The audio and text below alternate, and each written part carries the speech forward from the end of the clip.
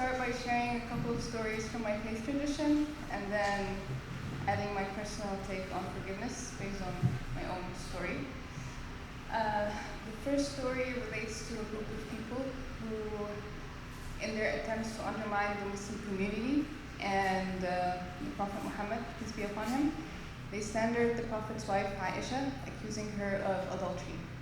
Given the fact that she is the wife of the Prophet and considered one of the mothers of the believers, this was a grave accusation. When news of the slander eventually reached her, she wept for days. She was very upset. And when the Prophet, peace be upon him, asked her about the slander, she responded, "If I say that I am innocent, and God knows that I am, you will not believe me. Whereas if I confessed to that which God knows I am guiltless of, you would believe me. But I would say, as the father of Joseph said, beautiful patience must be mine, and God is he of whom help is to be asked against what they say." She then patiently awaited for God to declare her innocence, and shortly afterwards, indeed, there was a revelation that did declare that she was innocent. Those involved in the slander were admonished, and there was a new law that someone cannot be accused of adultery unless 4 witnesses were produced, as is mentioned in Surah An-Nur, the 24th chapter of the Quran. Why did they not produce 4 witnesses in support of the accusation? Now that they have not produced witnesses, it is indeed they who are liars in God's sight. The people affected by the slander of the Prophet's wife had different initial responses. Aisha, although she was deeply hurt, was content with God's declaring her innocent. She did not hold grudges against anyone, and she was not expecting the offending parties to apologize to her. She just didn't care. Her father, one of the closest companions to the Prophet, initially used to financially support a poor relative of his, and when he found out that this relative was involved in the slander, he swore to discontinue financially supporting his relative. But then God addressed Abu Bakr's decision in that same chapter of the Quran. "And let not those of virtue among you and wealth swear not to give aid to their relatives and the needy and the immigrants for the cause of Allah. And let them pardon and overlook. Would you not like that Allah should forgive you? And Allah is forgiving and merciful." When Aisha's father heard the verse, he immediately obeyed God. He made another oath, this time swearing to never cease financially supporting his relative. He not only obeyed God immediately, but he also chose to forgive his relative because he wanted to be forgiven by God for any slights he may have done in his life. Another story in the Muslim tradition relates that a group of companions were with the Prophet when he said, "One of the dwellers of paradise will walk in right now." A man walked in whose beard was dripping from the effect of ablution. That's what we do right before praying. The next day, the Prophet told the companions the same thing, and the same man walked in. On the 3rd day, once again, the Prophet makes the same statement. Guess who walks in? The same man. So one of the companions was very curious as to what was so special about this man that the Prophet would mention him 3 days in a row.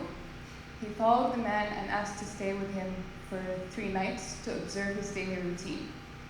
But after those 3 nights ended, he didn't really notice anything exceptional about the man. So he goes and asks him, he tells him, "This is what the Prophet said. Do you know why he made this statement?" And the man replied, "My deeds are nothing more than what you have seen.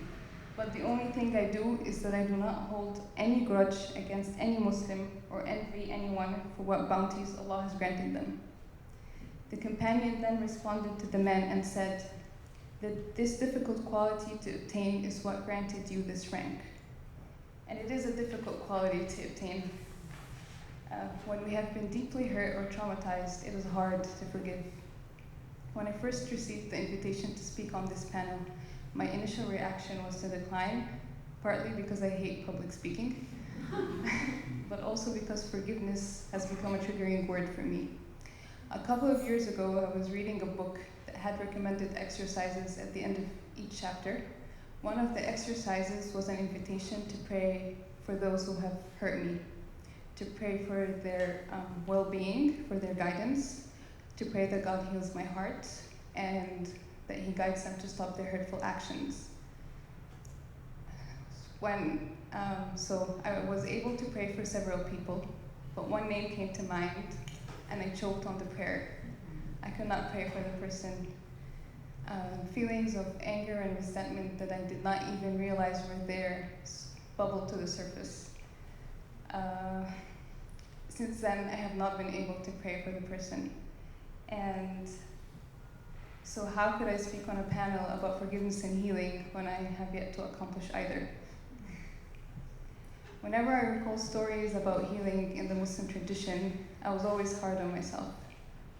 Why can I not forgive like they have? I should be better than this. Then I heard one of my teachers say that we are not obligated to forgive, but if we do not forgive, it will weigh us down on our spiritual journey. His words were comforting. It is a mercy from God that He has not made it an obligation to forgive others. But I also do not want to be weighed down on my spiritual journey. I do want to move forward. And the anger and resentment that I feel are only hurting me. The person doesn't know I exist. It does not affect him in the slightest. Yet I have been stuck in this stage for a very long time. So after receiving the invitation to speak on the panel, I reflected on why I've been stuck on my journey.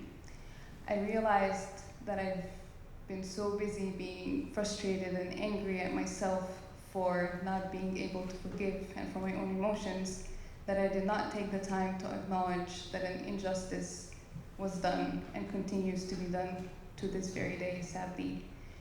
I did not acknowledge that I had the right to be angry at the person. In the end, I was not being kind to myself. According to Robert Augustus, spiritual bypassing is the use of spiritual practices and beliefs to avoid dealing with our painful feelings, unresolved wounds, and developmental needs. The stories I share today, and many other stories in my faith tradition, highlight the importance of forgiveness. But I use these stories to bypass my own painful emotions by focusing on the need to forgive. I have not had the courage since working on this to actually try to pray for the person again. But I know that for me to someday forgive this person, I need to first process my own grief and trauma. Then maybe someday I will be able to forgive this person and genuinely pray for him.